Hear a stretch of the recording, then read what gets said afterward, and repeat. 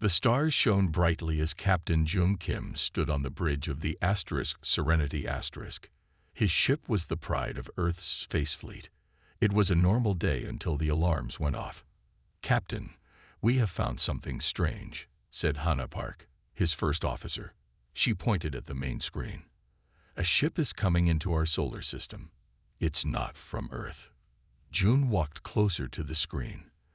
The ship was huge and unlike anything humans had built. It was moving slowly and leaving a trail of glowing material behind it. "Is it sending any messages?" June asked. Ta Li, who worked with ship communications, shook his head. "No, Captain. I've tried all channels. They are not answering." "What do we know about the ship?" June asked. Sung Choi, the science officer, looked up from his computer. "It's damaged badly. And there are life forms on board, but their life signs are weak and getting weaker." June thought for a moment. Earth's rules were clear.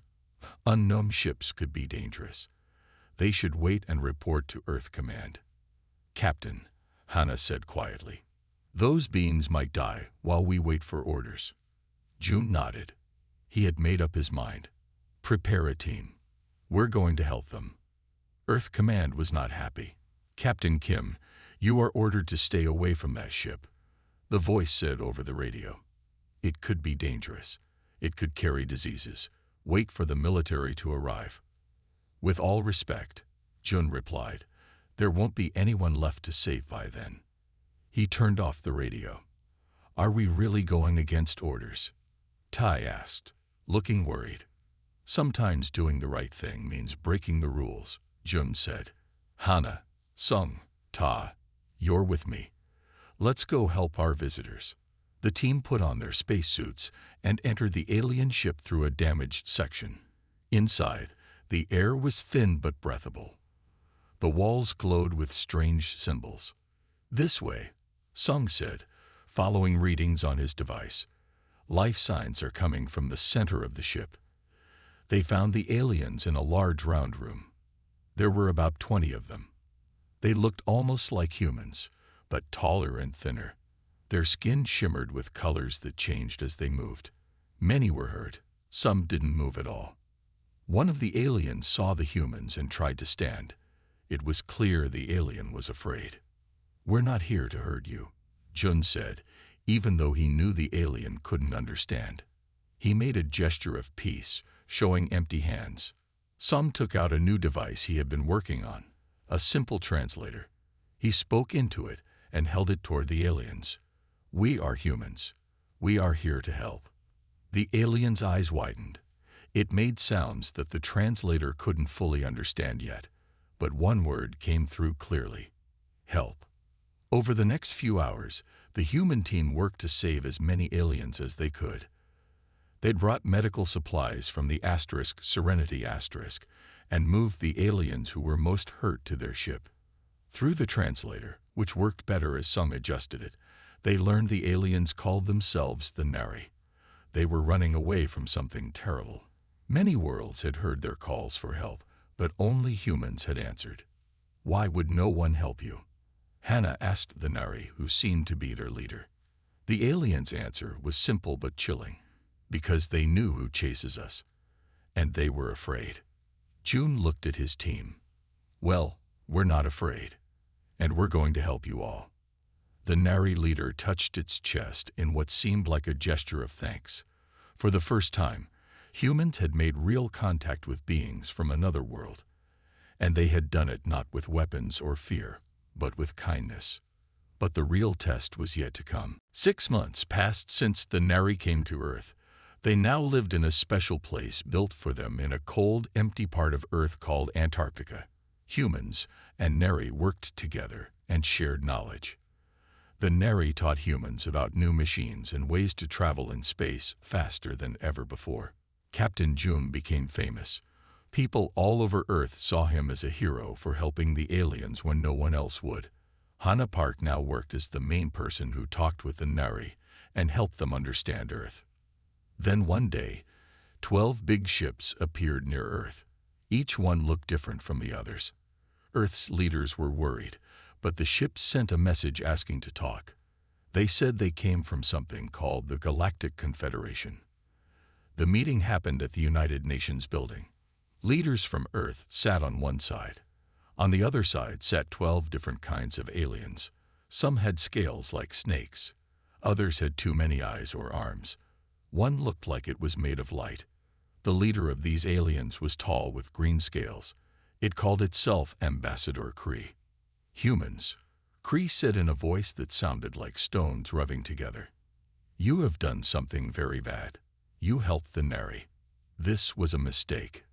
Hannah stood up. They were dying. We did what was right. Kree shook its head. No other people in space would have done what you did. That is why we are worried about humans. Slowly, the aliens told the truth. The Galactic Confederation had many different alien groups in it. They had rules. One big rule was to not get involved in fights between other aliens. The Nari were running from a very powerful group called the Void Empire. The Confederation had agreed not to help the Nari to keep peace with the Empire. But why does this Empire want to hurt the Nari? Sung Choi asked. The aliens looked at each other but didn't answer. That night, one of the aliens came to the humans' hotel. It was small and blue, with skin that looked wet. It looked around to make sure no one saw it. I should not be here, it said. But I think what my people are doing is wrong. What do you mean? Jun asked. The Nari have something the Void Empire wants very badly, something that could change everything. That's why no one helped them. Everyone is too afraid of the Empire. The alien put a small crystal on the table. This shows where the Nari homeworld is. Go there. Find the truth. Why are you helping us? Tai asked. The alien looked sad. Because seeing humans help the Nari made me feel ashamed. My people once were brave too. Now we just hide and do what the strong tell us to do. After the alien left, the humans looked at the crystal. It showed a map of stars and planets none of them had seen before. This could be dangerous, Sung said. The Empire might come after us next. Jun picked up the crystal. The Nari trusted us when they had no one else. Now we need to learn why everyone else was afraid to help them. Hana nodded. So we're going to the Nari homeworld. Yes, Jun said. And we'll use the new ship the Nari helped us build. It's time to find out what the Confederation is hiding from us. What they would find would change not just Earth, but the entire galaxy forever. The new ship was fast, very fast. The Nari called it Star Jumper.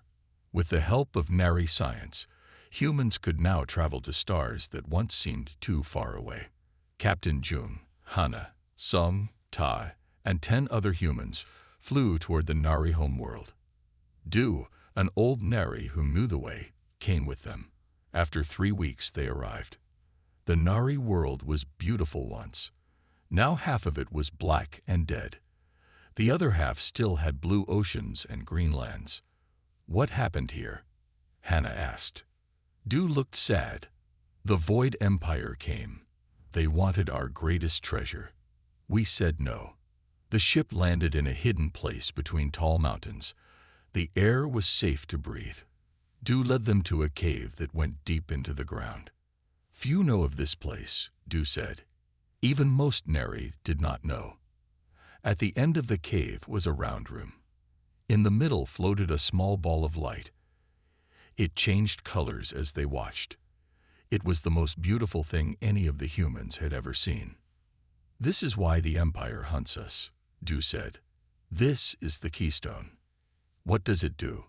Sung asked, his eyes wide. It keeps the dark energy of space in balance, Du said. Without it, stars would die too fast. But the Empire found a way to use it as a weapon. With it, they could destroy whole star systems. So you are not just running away, Jun said. You are protecting the galaxy. Du nodded. My people chose to die rather than let the Empire have the keystone. Those of us who escaped took a small part of it with us. That is what your sensors saw when you found our ship. Suddenly, alarms went off. Todd checked his computer. Ships are coming. Many ships. The Empire has found us, Du said, fear in his voice. Back on the Star Jumper, they saw 50 black ships in the sky. They were trapped. We could try to run, Hannah said. June shook his head. No, that's what everyone else did, running and hiding. That's not what humans do. Instead, June sent a message, not just to the Empire ships, but to every world in the Confederation. He showed them images of the Keystone and told them what the Empire planned to do. We may be new to space, he said. We may not be as strong as you, but humans will not turn away when others need help. If we must stand alone against those who would hurt the weak, then alone we will stand. But they did not stand alone. Soon, ships began to appear. Not warships, but normal ships from many worlds. They were not sent by governments but by normal people who were tired of being afraid. The Empire was strong, but they had never fought against so many different kinds of ships from so many places. They did not know what to do. In the end, they left. After that day, things changed in space. The Confederation made new rules. One was called the human way. Sometimes helping others is more important than being safe or following old rules. As June looked at the stars from his ship, Hannah joined him. Why do you think we were the only ones brave enough to help? She asked. June smiled. Maybe because humans know what it's like to need help. And we know how important it is when someone finally gives it. ***, the end ***.